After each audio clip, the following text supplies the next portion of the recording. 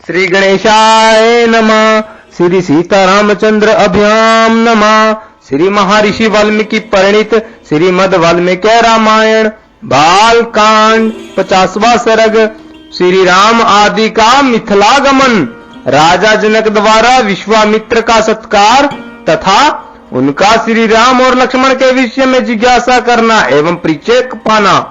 तदंतर लक्ष्मण सहित श्री राम विश्वामित्र जी को आगे करके महर्षि गौतम के आश्रम से ईशान कोण की ओर चले और मिथिला नरेश के यज्ञ मंडप में जा पहुंचे। वहां लक्ष्मण सहित श्री राम ने मुनिश्रेष्ठ विश्वामित्र से कहा, महाभागा बताइए, महात्मा जनक के यज्ञ का समारोह तो बहुत बड़ा सुंदर दिखाई दे रहा है। यहाँ नाना देशों के निवासी सहस्त्रों ब्राह्मण जुटे हुए हैं, जो वेदों के स्वाध्याय से शोभा पा रहे हैं।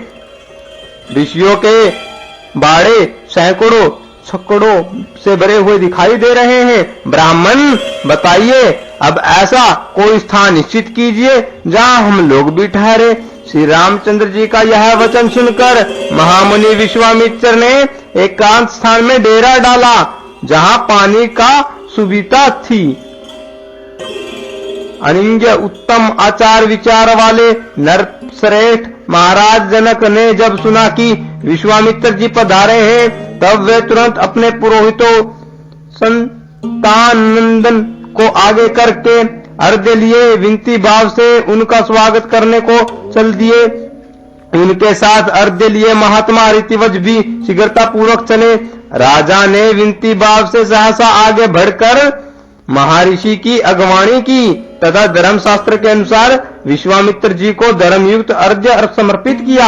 महात्मा राजा जनक की वह पूजा ग्रहण करके मुनि ने उनका कुशल समाचार पूछा तथा उनके यज्ञ की निर्बंध स्थिति के विषय में जिज्ञासा की। राजा के साथ जो मुनि उपाध्याय और पुरोहित आए थे, उनसे भी कुशल मंगल पूछकर विश्वामित्र जी बड़े हर्ष के साथ उन सभी महर्षियों से यथा योग्य मिले। इसके बाद राजा जनक ने मुनिवर विश्वामित्र से हाथ जोड़कर कहा, भगवान बताइए, आप उन्हीं मुनीश्वरों के साथ आसन पर विराजमान होइए। यह बात सुनकर महामुनि विश्वामित्र आसन पर बैठ गए। फिर पुरोहित ऋतिवज तथा मंत्रियों सहित राजा भी सब और यथा योग्य आसनों पर विराजमान हो गए। तत्पश्चात राजा जनक ने विश्वामित्र जी की ओर देखकर कहा, भगवान बताइए, आज देवताओं ने मेरे यज्ञ की आयोजना सफल कर दी। आज पूज्य चरणों के दर्शन से मैंने यज्ञ का फल पा लिया है। ब्राह्मण बताइए, आप मुनियों में श्रेष्ठ है। आपने इतने महर्षियों के साथ मेरे यज्ञ मंडप में पदार्पण किया है, इससे मैं धन्य हो गया। यह मेरे ऊपर आपका बहुत बड़ा अनुग्रह है। ब्रह्मर्षि बताइए, मनीषी ऋतिवजों का कहना है कि मेरी यज्ञ दीक्षा के 12 दिन ही शेष रह गए हैं। अंत कुशिका नंदन बताइए, 12 दिनों के बाद यहाँ भाग ग्रहण करने के लिए आए हुए देवताओं का दर्शन कीजिएगा।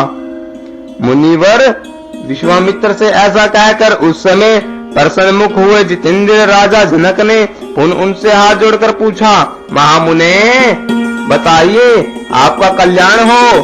देवताओं के समान पराक्रमी और सुंदर आयु धारण करने वाले ये दोनों वीर राजकुमार, जो हाथी के समान मंद गति से चलते हैं, सिंह और सांड के समान जाने पड़ते हैं, प्रफुल्ल कमल दल के समान शोभित हैं, तलवार तरकश और धनुष धारण किए हुए हैं, अपने मनोहर रूप से अश्वनी कुमारों को भी लज्जित कर रहे हैं, जिन्होंने अभी अभी यौवन अवस्था में प्रवेश किया है, तथा जो स्वेच्छानुसार देवलोक से उतरकर पृथ्वी पर आए हुए 2 देवताओं के समान जाने पड़ते हैं। किसके पुत्र हैं और यहाँ कैसे, किस लिए अथवा किस उद्देश्य से पैदल ही पधारे हैं। जैसे चंद्रमा और सूर्य आकाश की शोभा बढ़ाते हैं, उसी प्रकार ये अपनी उपस्थिति से इस देश को विभूषित कर रहे हैं। ये दोनों एक दूसरे से बहुत मिलते जुलते हैं। इनके शरीर की ऊंचाई, संकेत और चेष्टाएं प्राय एक सी है। मैं इन दोनों का पक्षधारी वीरों का परिचय एवं वृत्तांत यथार्थ रूप से सुनना चाहता हूँ। महात्मा जनक का यह प्रश्न सुनकर अमित आत्म बल से संपन्न विश्वामित्र जी ने कहा, राजन सुनो, ये दोनों वीर महाराजा दशरथ के पुत्र हैं। इसके बाद उन्होंने उन दोनों के सिद्ध आश्रम में निवास, राक्षसों के वध, बिना किसी घबराहट के मिथिला तक आगमन, विशालपुरी के दर्शन, अहिल्या के सत्कार तथा महर्षि गौतम के साथ समागम आदि का विस्तार पूर्वक वर्णन किया। फिर अनंत में यह भी बताया कि ये आपके यहाँ रखे हुए महान धनुष के संबंध में कुछ जानने की इच्छा से यहाँ तक आए हैं। महात्मा राजा जनक से ये सब बातें निवेदन करके महातेजस्वी महामुनि विश्वामित्र जी चुप हो गए। इस प्रकार श्री वाल्मीकि निर्मित आर्ष रामायण आदि काव्य के बाल कांड में 50वां सर्ग पूरा हुआ।